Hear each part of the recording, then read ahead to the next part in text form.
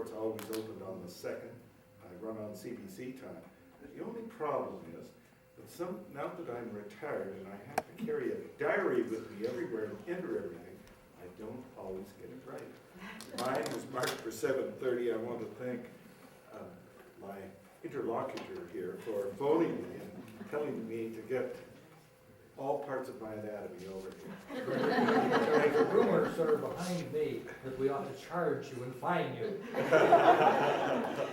Well, listen, thanks very much, Ted. And I want to, first of all, say that Judge Tim Wheatung would like to have been here this evening to do the honors of interviewing Judge Ted Collins with his memories of Bill Grant, because Tim was very much a part of the friendship circle of the Grants and the Collinses over the years, and colleagues together. And Tim had a commitment tonight and couldn't be here, but he would like to come at some point, and we could interview him of his memories of Lakefield over the years. So I just wanted to mention as well, Mrs. Grant isn't able to be here this evening. I went to visit her, and she's not able to get out in the evenings, but I had a really nice visit with her a few weeks ago, and she provided me with a few items for us to show, an early picture of Bill, and I don't have it identified in terms of age, Ted, but the copy of the Lakefield Herald when Bill died, the year he died, and what she gave me to bring to the Historical Society were 5 photo albums that are on the back table, and they're marked Lakefield Historical Society. And she said that, now I'm drawing a blank here, Mr. Hill, the clerk, Harry, thank you, I knew that. Harry Hill had said to Bill to hold them for the Lakefield Historical Society, she said. So they are wonderful photos, many photos there that I believe we haven't seen in the Deladon collection. So and some more recent than what Bob collected. So I think they're going to be a wonderful asset to our collection. And so I just want to then turn the meeting over. I talked to Ted and I said, now, do you have a copy of a bio I can read about you? And Ted said he'd do his own introduction and bio, so it made my work very easy for this evening. So I'm just going to let you talk. I know Ted's got many points he wants to highlight about the life of Bill Grant, and thanks for coming. We like finish. When I was first invited to come and speak to this assembly, it was going to be about my wife and my children and me in Lakefield. And it is true, of course, that we moved to Lakefield in 1968. So we have been here more than 35 years. But I pointed out that my involvement in Lakefield has not been all that great, largely because of my job. And so it was at my suggestion that we should focus this meeting on Bill Grant. And there are many, many reasons to do so. There are many people here who knew him, particularly at the curling club, when he was at his absolute crustiest.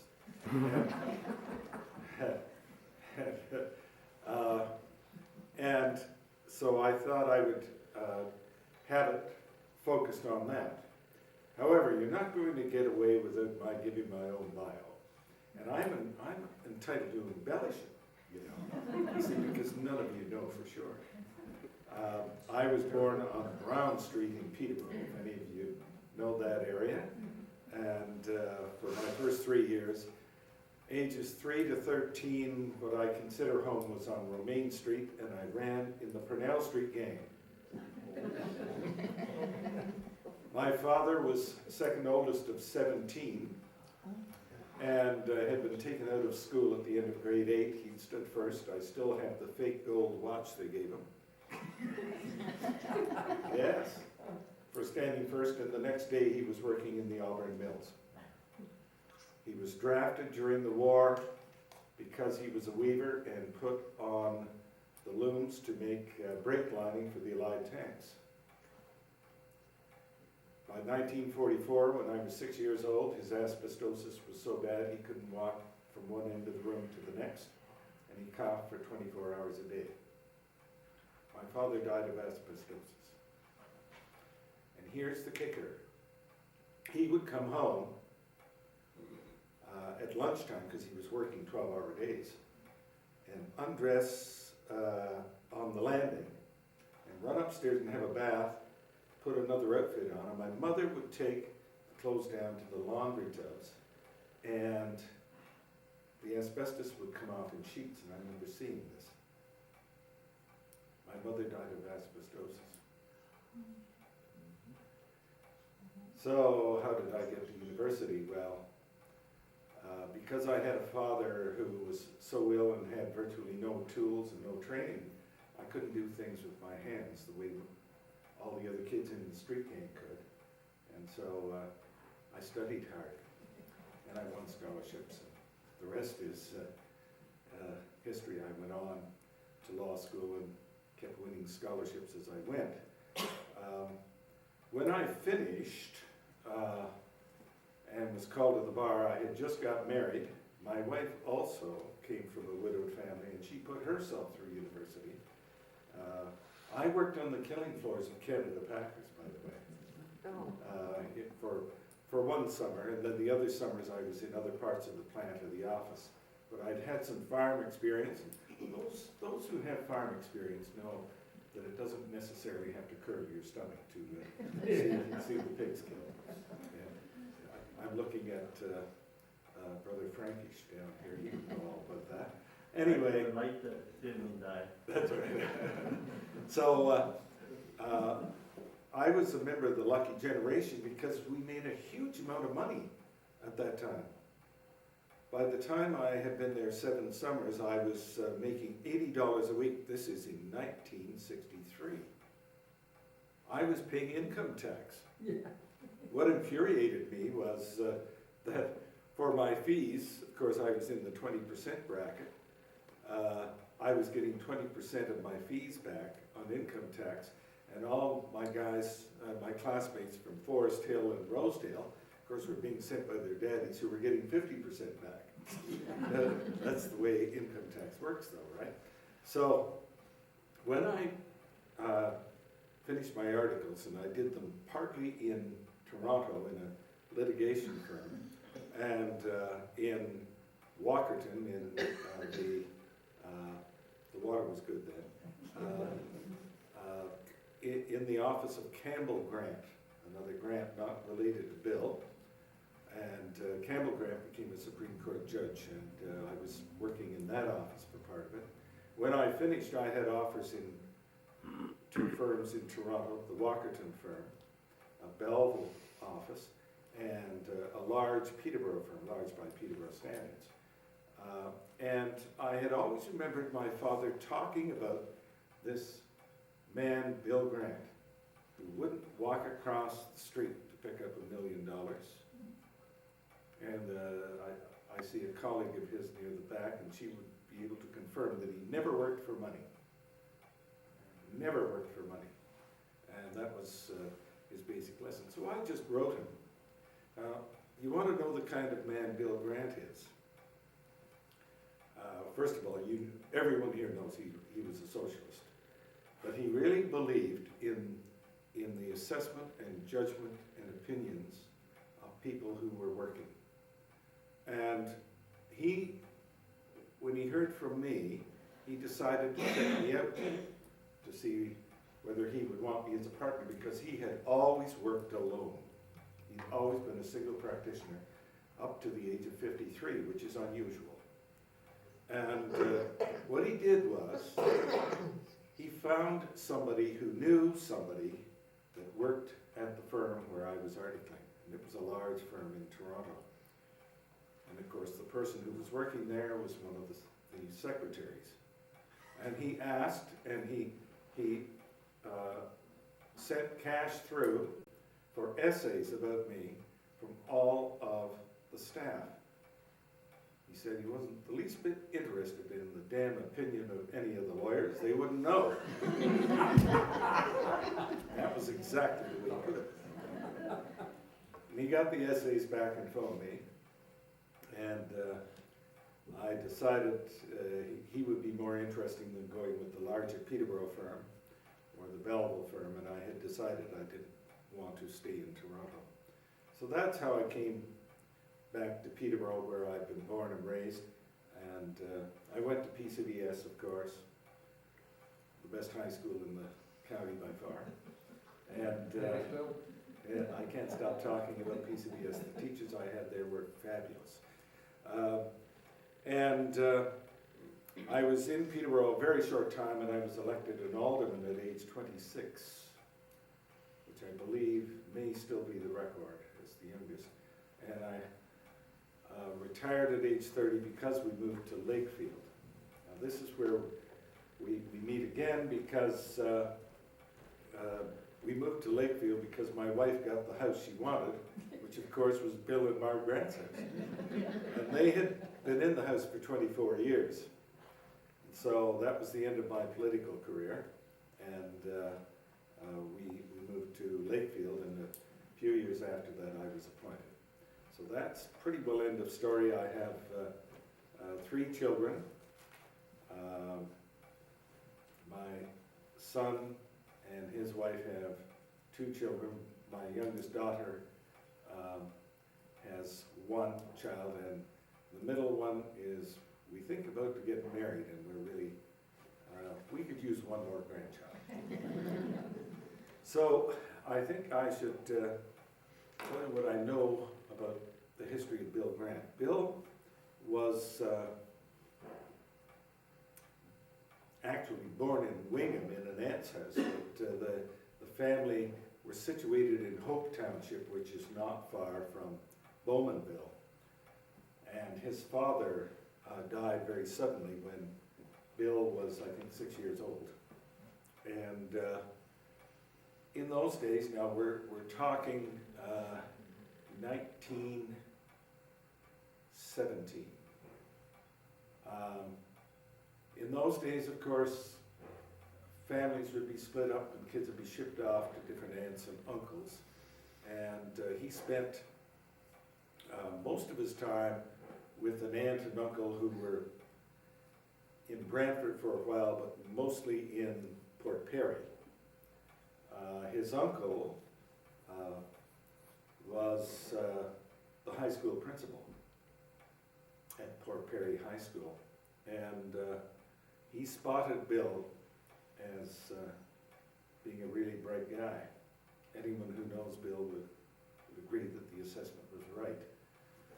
And there was some high school teacher who just simply told him that he had to be a lawyer. So Bill apparently made up his mind right there that he was going to be a lawyer. So unfortunately, that wonderful stepfather uncle died in a fire just as Bill was finishing his high school, and so Bill was pretty well on his own.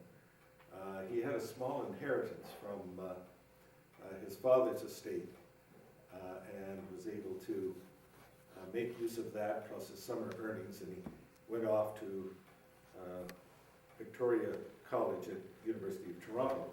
Of course, in those days, there were only about a 20th many places in universities as there are now, so he had to do extremely well in the departmental exams, as they were called, to simply get into university.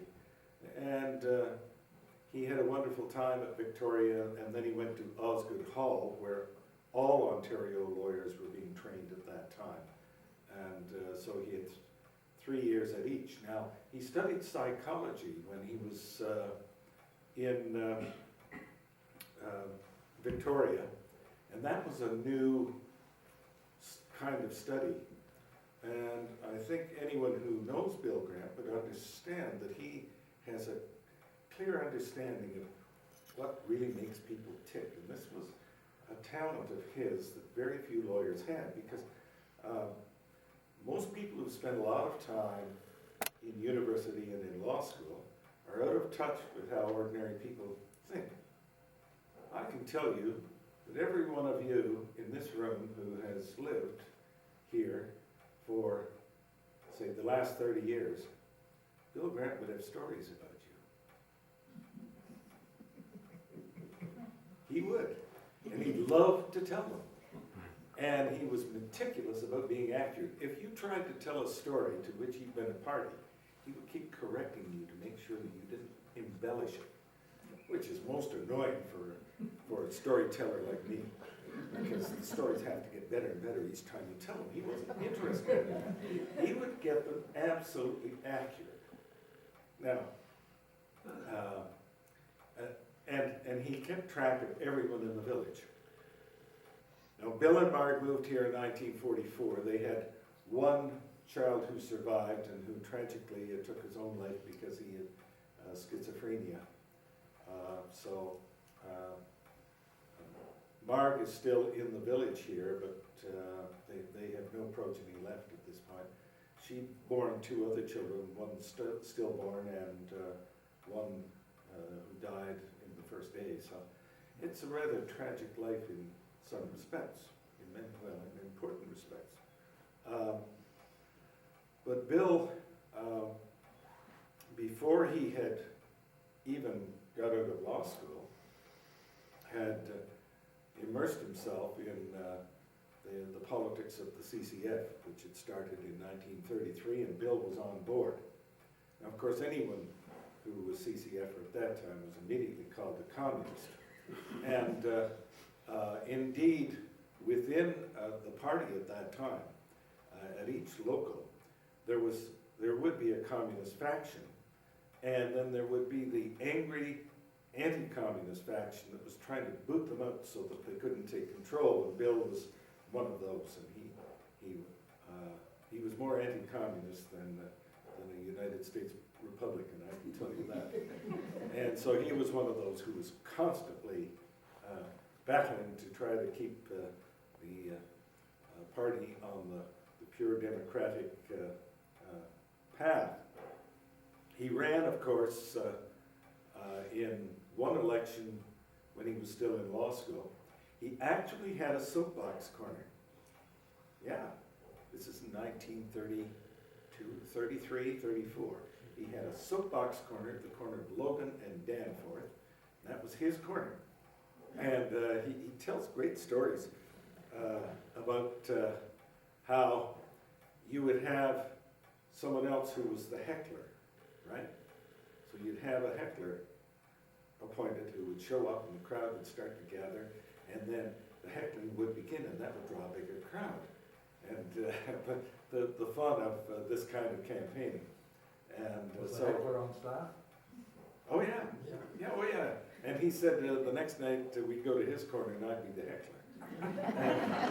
See, and so it was all part of the rough and tumble of politics of the 1930s, and of course that was Depression time, and it was pretty easy to see why politics in general could be quite hurly-burly, and people really took seriously party politics of all kinds. Bill was called to the bar in 1936, and he practiced for a short time in various places in Georgetown, Orillia, Oshawa, and the reason he came to Peterborough was that he had been for 6 years the president of the youth movement of the CCF, and he had met a lot of people in Peterborough and he liked them. So they moved up to Peterborough and he opened an office and then bought the Catherine Parr Trail House in 1944 and had it until 1968 when I turfed him out.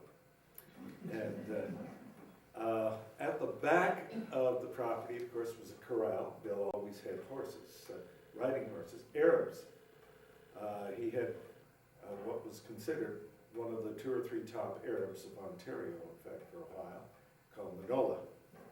And then Bill ultimately bought 100 acres down on the 6th line of Douro, now not 134 anymore, it's 28, I guess. The numbers keep changing.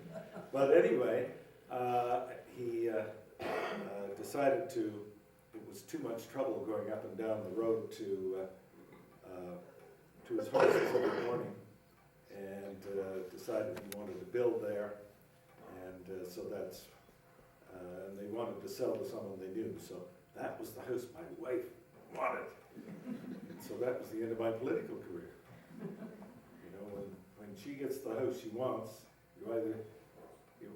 your only choice is to take up your politics in that area.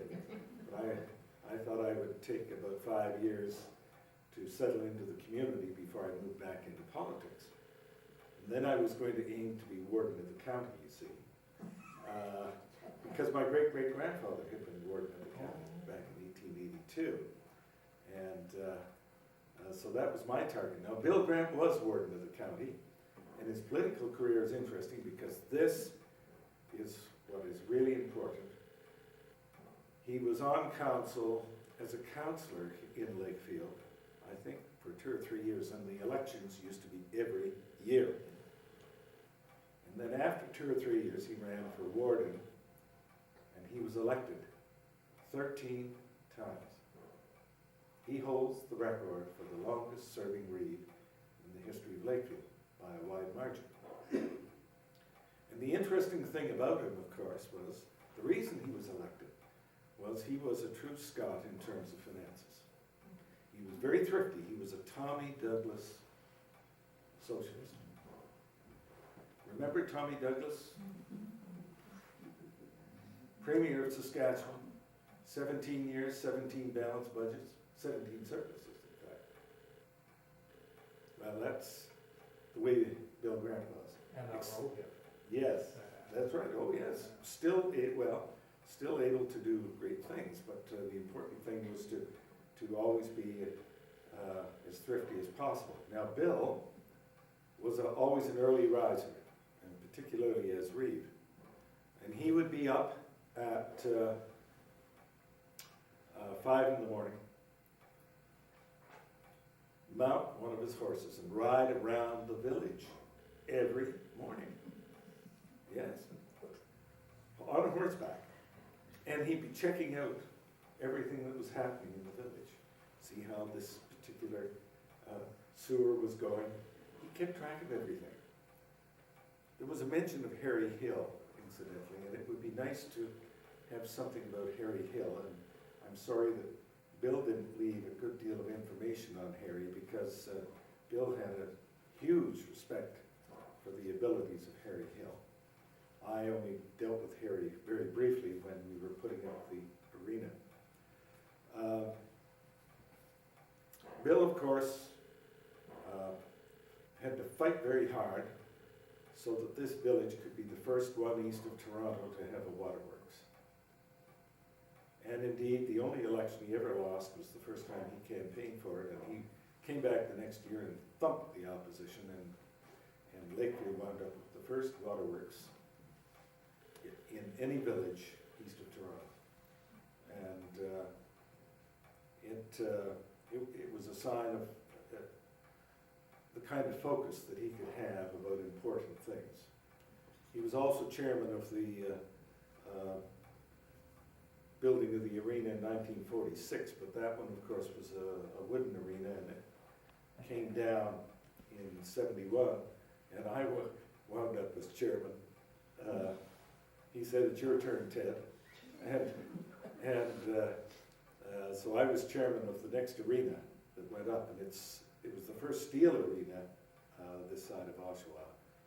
But although I was chairman, I was not the person who really did the most important work. It was Ben Whitney on behalf of Lakefield College School. Clayton, what's Clayton's last name? Hannah. Hey, Hannah. Yes, and he was extremely useful because he had a building experience, and he did a lot of the scouting around the area and dealing with the contractors. Two other people who were very important in the building of that arena were Kit Carson and Galvin, Jim Galvin.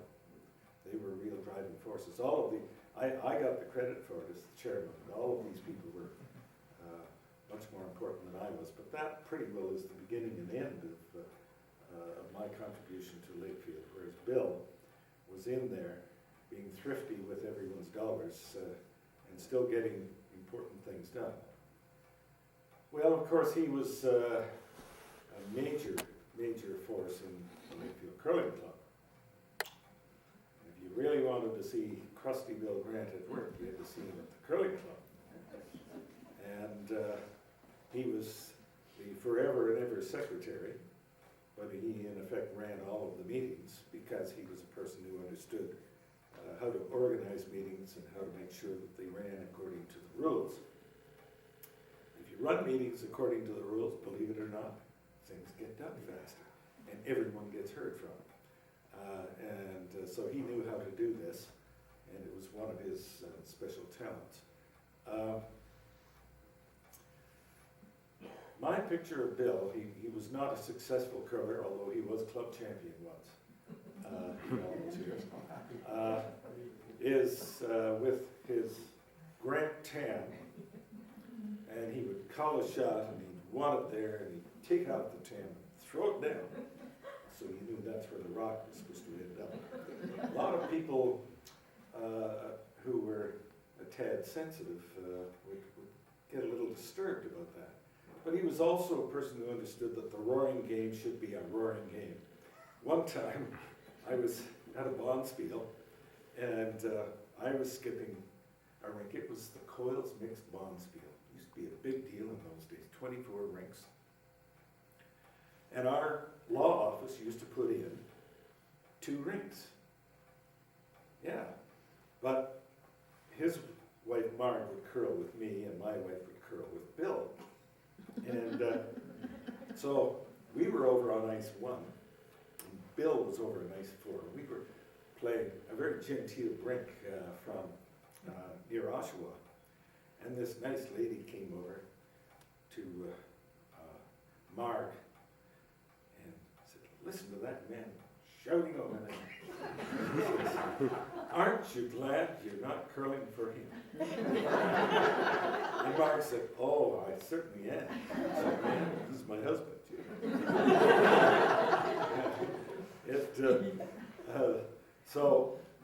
Bill, of course, if he were here, would tell you hundreds of curling stories. He would tell you scurrilous things about, say,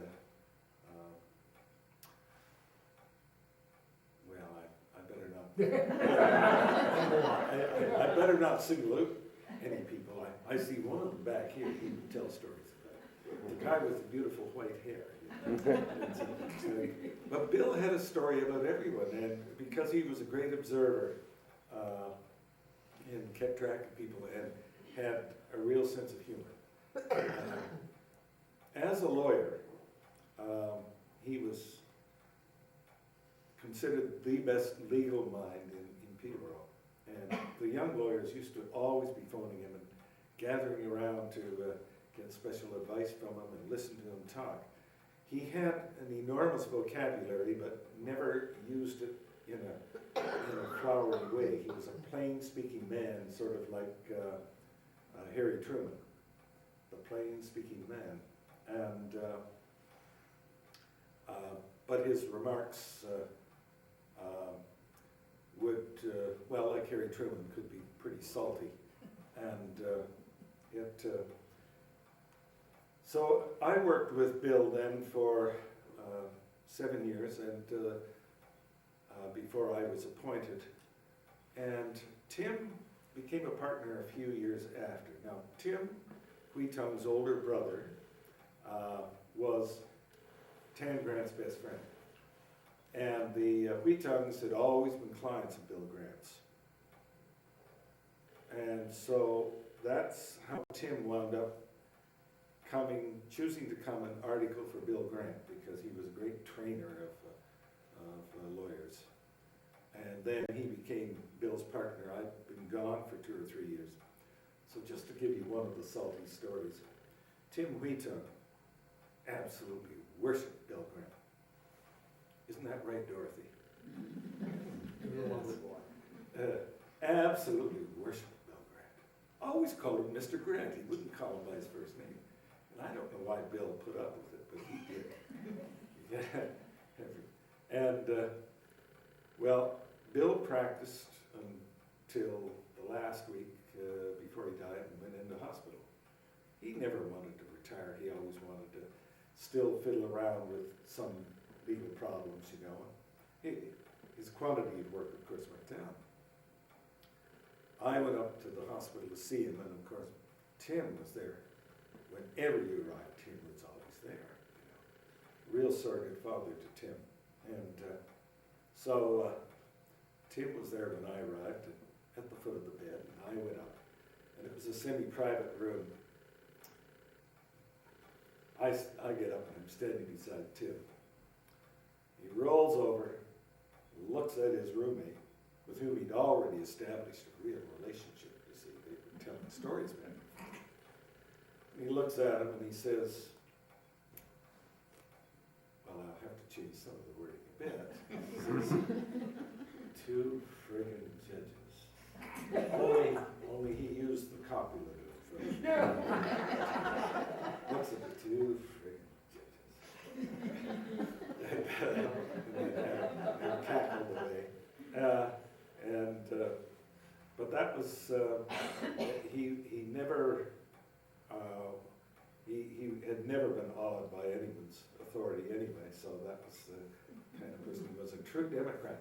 I can tell you that his, I just remembered, his family came first to Massachusetts in the 1630s. It has not been established, but it's probably true that he's from the same line as Ulysses Grant.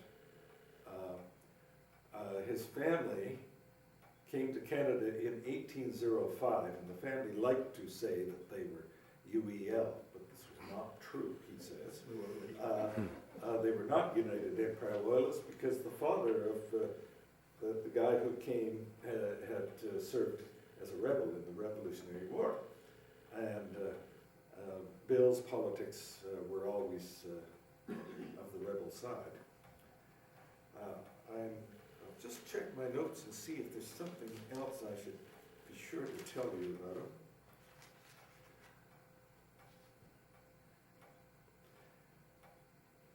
Well, when he first came to Peterborough, if you can just imagine, he had no money. He managed to get an office open, and he was his own secretary.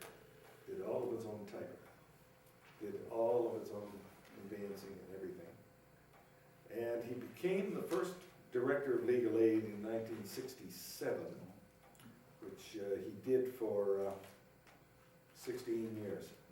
Believe me, that is an extremely underpaid position, and he did it because he felt his obligation to the community at large. And of course, he never had a high-paying practice because he never had blue-chip clients, you know, because of his politics. And the truth is, he didn't give a damn about that. So he was always busy and really loved being a lawyer. Lawyer Grant. That's right, that's what he was known as. For years and years and years, you know, people would refer to my place as being Lawyer Grant's house. I was a tad annoyed. But I do have one more story. You'll like this one. Bill was interested in everything, just that kind of person. He had certain passions. One of them, of course, was railroads. It's one of my passions too. We would take off to wherever there were old steam engines coming in, and he could rhyme them all off as to where they'd come from and what the original lines had crossed through, and stories, of course, about crossing Rice Lake on the Covert Peterborough Railroad and stuff like that. And so we would go off on on trips like that, right in the middle of the day, he'd want to go, and I'd have to cancel all my appointments. One day, he was an inveterate bird watcher because he was up at the right time, right? And he always entered in his diary every bird as it was going through. This is the time to be out there, no leaves, and the warblers will be going through for about another month, you see. And he would be up at the time at dawn, just when they're doing the most singing, so he could spot them and record them all in his diary. And he would come in and talk on and on about which ones he had seen, and hadn't seen this one in 2 years. And particularly warblers, he liked those the most. And one day I was in the midst of an important meeting with a client, and my door was closed. And knock on the door, and he opens the door, and he says, "There's a flock of bluebirds down at Elmhurst. Come now." And I've got the client sitting there. I said, "I think I better give you a special appointment time, because if I hurry this along, I won't be able to do the job properly." And the client was practically rolling on the floor because he knew Bill Grant. Off we go, faster, down to Elmhurst, and there they were there, a flock of bluebirds. How often do you see a flock of bluebirds? Do those diaries still exist? I don't know, you know. Does Doug Sadler know about them? I don't know. Because Mark has moved, of course, since then. A lot of the stuff was gathered up surreptitiously by a friend of his who ran the Old Favorites bookshop in Toronto. I had always had my eyes on this dictionary that was this thick, and it was scoffed just like that. Anyway, that is the bird watching story. One more story.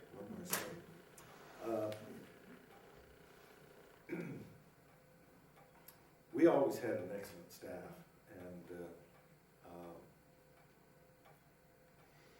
we always had wonderful relations with the members of our staff. And I was always called by my first name, of course, but he was always Mr. Grant to them. And we had in the first, actually the second office I was in with him, he had the back office, and it was beside the washroom, and no one else could see it. Now he was a power napper. Right after lunch, he would power nap. 20 minutes, bang, and he'd be up. And there, of course, a crease on the side of his face, and he'd be ready to carry on, you see. And but on hot days, he would slip from his office in there, into the washroom, and he'd have a shower. And then he'd look out the door, and he'd run, because he'd be starkers. Every now and then, a member of the staff would see this white butt. And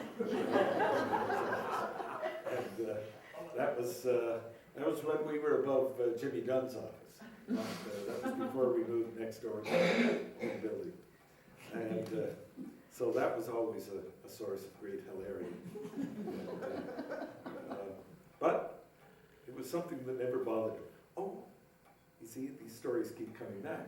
When he was Reed, he was always full of jocularity and fun, you see. And any time that he had a chance to get a dram of scotch from anyone, that was excellent. So one time, Jimmy Dunn, who was a lawyer in Peterborough, had some clients in a huge yacht. They were coming up to Lakefield. They were like the mayor of Lakefield to greet them. And Jimmy cackled away. So Bill was ready. It was a lovely summer day, and he runs down, just in his shorts, and he had a chain of office. Do they still have a chain of office? Well, he had a chain of office, and I know that because I'd seen it, or photographs of him wearing the chain of office. And it was a pretty chintzy looking thing. But nevertheless, it was a chain of office. And he ran down to meet them as they came. And he got on board, and just had a pair of shorts on, you see. And after a couple of scotches, he always complained that he was very slim-hipped, and the shorts went right down. Bill never wore underwear. It was a source of high amusement, and Bill didn't mind it being told on him. So I heard that one from Jimmy Dunn, and so I confronted Bill about it, and he cackled away about it. And he said, "Well, I did get 3 scotches." Well, that's, I'm sure more ideas and thoughts would come to mind. I should tell you that the Law Society of Upper Canada, which of course has about 15,000 members, selected him as one of the special lawyers to be interviewed to find out what it was like coming out of law school in the 30s and working through the 30s and 40s. And he was interviewed at length.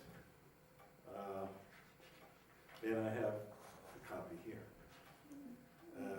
It's something lawyers would really enjoy. He was interviewed, I think, on 3 different days. There's about 146 pages, and every now and then there's a bracket. Inside the bracket says, laughter. And he's telling stories. And he tells stories about some of the classical lawyers, Peterborough, G.N. Gordon, Arthur Fair, and these guys. And he tells it straight from the shoulder, what they were really like. And it was his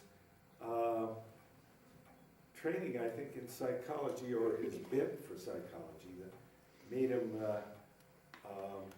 such a good observer of people, and then being able to pick up what the stories of them were really about.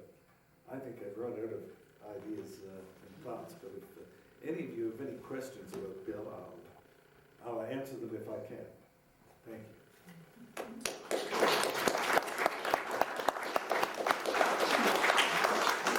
And I wondered if you could help me in terms of a little bit of history on the discussion that led up to the decision about water for Lakefield, because it'd be interesting for me to be able to tell people about that in this day and age. Oh, well, at that time, of course, everyone had wells. And subject things. Yeah. And, but there were people whose wells weren't being tested all the time. And when you're in a village, the properties are close enough that you're dealing with all kinds of effluent, of course. Fractured limestone. Yeah, and so it was Bill's view that it was time to go to a public water system as a health matter. Well, the opposition, of course, came mainly from people who were concerned about taxes. What else, right? And so he didn't mobilize his voters in that particular election, and I can't recall who it was who defeated him, but it was very close. And Bill said he wouldn't make that mistake again, and he ran on the same platform and rallied his troops and won quite handily, and in went the waterworks. From then on, other villages of the area kept coming around to study Lakefields. Havelock, Hastings, and eventually, and even Candleford didn't have a water system at that time, and they all came to study Lakefields. And there were some changes that they made on Bill's recommendations, which reminds me of something else. You see, you shouldn't have started me on this. When Bill was reeve, he was Lakefield's lawyer for $0. That's his kind of thriftiness, right? He was the top municipal lawyer of the whole area. Municipal law is really complex, and he would work through it point by point. if you wanted to know anything about any law with Bill, he could go right back to the beginning. He wouldn't just give you an answer, he'd go back to the beginning and work forward in order to explain it. It was always his position that a lawyer is not here to make the simple complex, but to make the complex simple. And he was very successful at that. So he was Lakefield's lawyer all through those years, and so it saved Lakefield a great deal of money.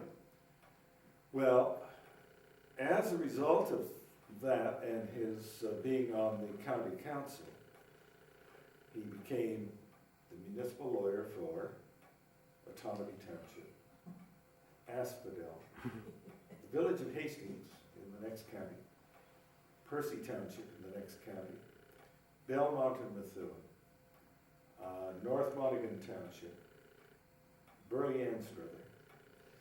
I became the lawyer for Norwood, village of Norwood, and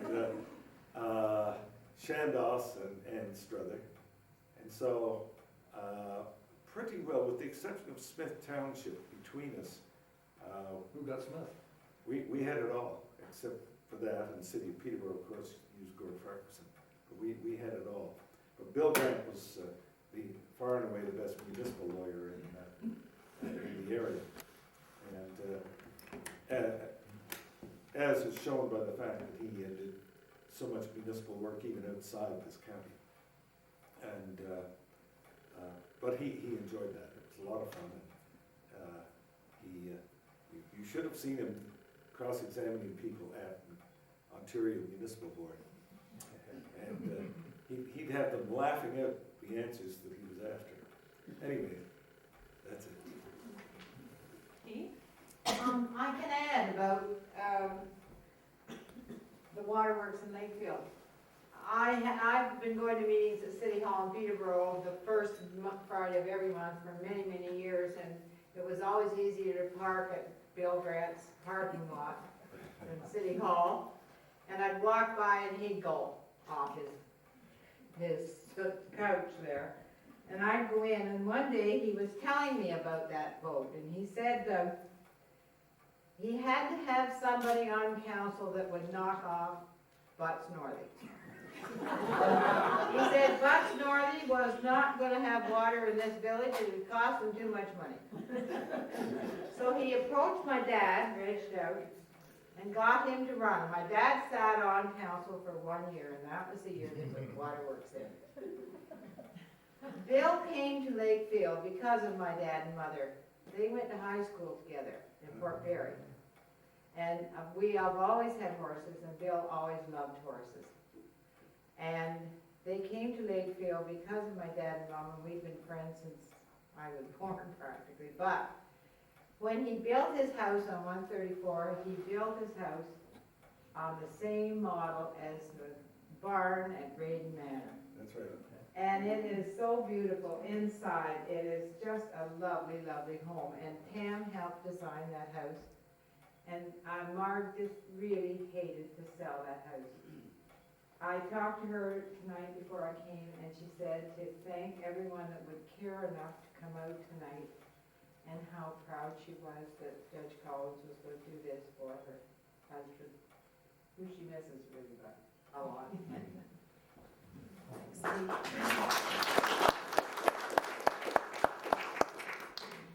Michael? Judge Collins, can you tell us something about Bill in the courtroom? There's a wonderful, wonderful portrait of Bill in his complete legal paraphernalia, and it's all rumpled. And Dorothy, who did that? Do you recall? Who did what? Who did the painting of Bill? No, it's he was a local painter, and it's about 5 feet by 4. It's a huge. Schlesinger. Slinger, Oscar Slinger. Oscar Slinger. Oscar That's it. Slinger. Yes. And it's an absolute classic. But Bill was very straight in his questioning. There would be no rambling. Questions were 10 words or fewer. And he always knew the answer he was going to get, because he would not ask a question if he didn't know the answer was going to be. And he had a very stern visage when he was in court. I think probably what's most interesting was that he had a speaking voice that modulated as well, up and down instead of the straight, plain, dull Canadian approach. And so his questions and technique of questioning had a great deal of theater and drama in them. And so he was very, very persuasive of judges, and he didn't do much jury work, as far as I know. He should have. I did a lot of jury work and I loved it. But once I arrived, I did all the criminal work, so he stepped out of it except for a couple of cases that caught his fancy. But he was very effective in court. I remember him fighting a very complex estate case. And he was working with English law from the 18th century, and he won. The other lawyer didn't even know the stuff existed. Another thing I remember, and we should keep this in mind in a village. There's a concept of what people call squatters' rights. 20 years possession, adverse possession is called. You get possessory title if you can hold it for 20 years against your neighbor or whomsoever has the real title. Now, there are some hurdles and hoops that you have to jump through. Well, he was hired by the Autonomy Region Conservation Authority. Incidentally, he was a founding member of that authority. See, more stuff keeps coming to me. He was hired then as their lawyer when they were purchasing some land out near Selwyn, a cottage property, to enlarge and complete what they needed.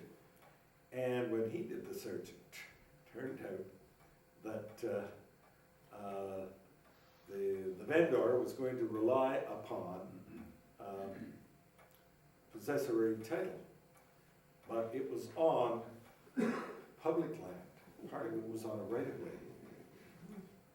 This is the important thing to remember, anyone who's connected with municipal politics. Are you ready? Okay, you should check with Linda Wilcox-Wheaton. She may have the case and be able to dig out the old case. It's important because even in Lakefield, there's somebody trying to get possessory title of some public land. I can talk to you privately about that later. It takes 60 years, 20, and I'll tell you, did he ever make the other guy jump through hoops? The other guy was a lawyer, and really made him jump through hoops. And he found the case that established that it's 60 years to get possessory title on public land. So, Ted, do you remember talking much about the council meetings where they were held and maybe some of other projects that were done during his terms that were highlights, and maybe some of the visitors that came? Were there any particular special visitors? well, I told you about the visitors from Peterborough. Yes. No, he didn't talk to me very much about the council business. When he did, he often talked about Harry Hill rather than other members of the council. He had a very high regard for Isabel Morris, by the way. a very high regard for her. And I remember him talking about how she was very dependable and did her homework and had good questions. He mentioned a couple of others that he wasn't so keen on, and I won't mention them.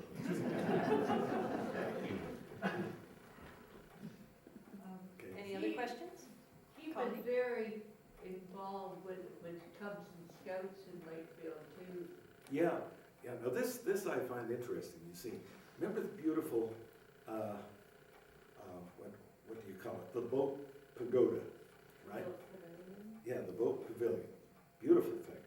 And it was, of course, at the end of the rail line that came up from Peterborough, and the boats would meet them there. Well, then when scouting got going, and it wasn't being used for anything, they filled in the sides to make a building in there. And the locals, especially the Chamber of Commerce, were furious about the appearance of this thing, right? And so they talked about tearing it down. And then eventually it was moved to the Isabel Norris Park and restored in its beauty. Well, then when the Chamber of Commerce came to build on the same spot, they looked at it. They looked at it, and what did they do? They built the same thing with the sides filled in. So, anyway, he got a kick out of that. Yes? It was Sea Scouts they had. Sea Scouts, Yeah, that's right. Not Boy Scouts. Yes, we Sea Scouts here. That's right. And But he was what one of the backers. That Yeah. No matter what they wanted, they got. Oh, yeah. Yeah, they were, yes, There. public things for young people, he made sure that the municipal council supported them. Yes. What was the name of the Sea Scout troop here? Was it Swansea? Yes, I've got Fury's hat. Swansea. Bill, yeah. Yeah, right. Meredith, you have a question? I just wanted to say that my husband went to high school in Fort Perry with Bill, and I have some pictures somewhere, which I couldn't find, when they were out on a camping trip, and I met him shortly after the war. What's your husband's name? John Robertson, Oh, not lawyer John Robertson, but. no, I know that. And, they always had for years, they had a school reunion, Mhm.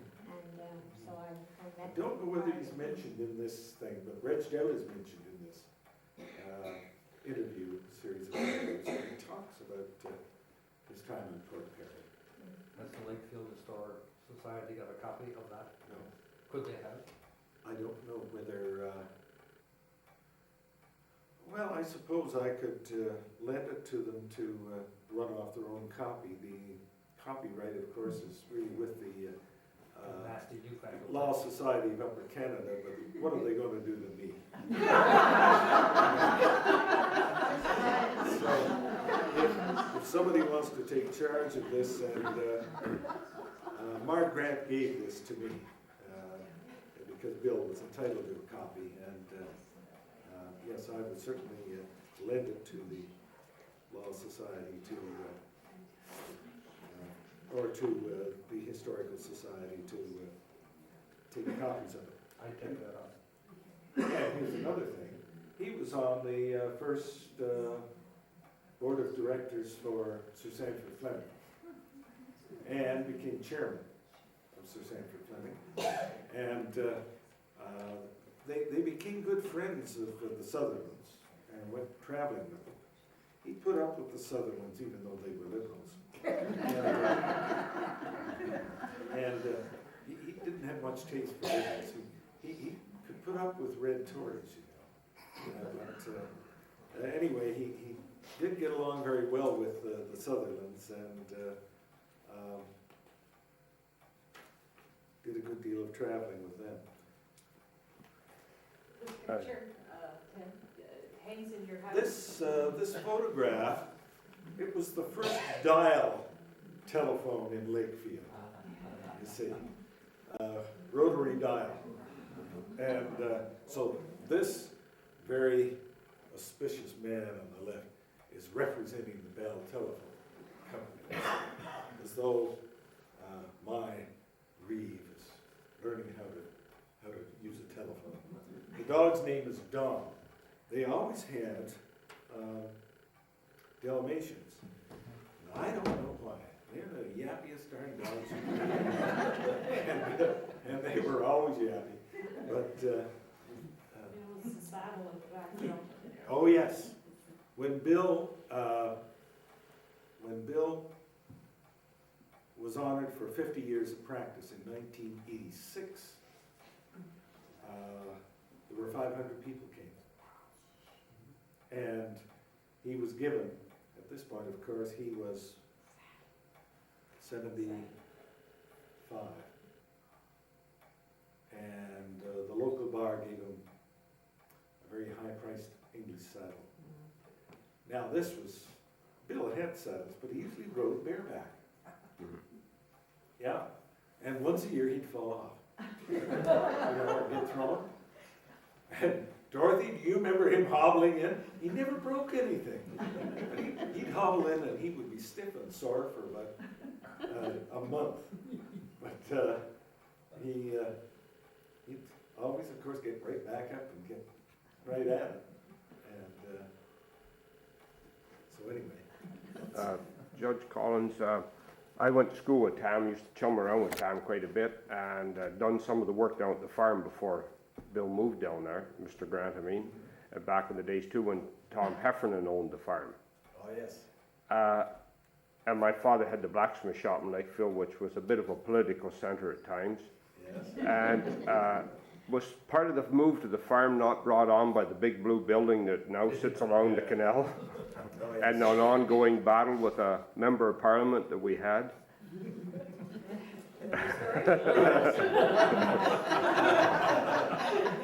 Bill, of course, was very keen about municipal planning, and the land, of course, adjacent to him was federal land, and it was the same when I was on Peterborough Council. The feds would come hat in hand asking you if it was going to be all right and they'd want for them to do something.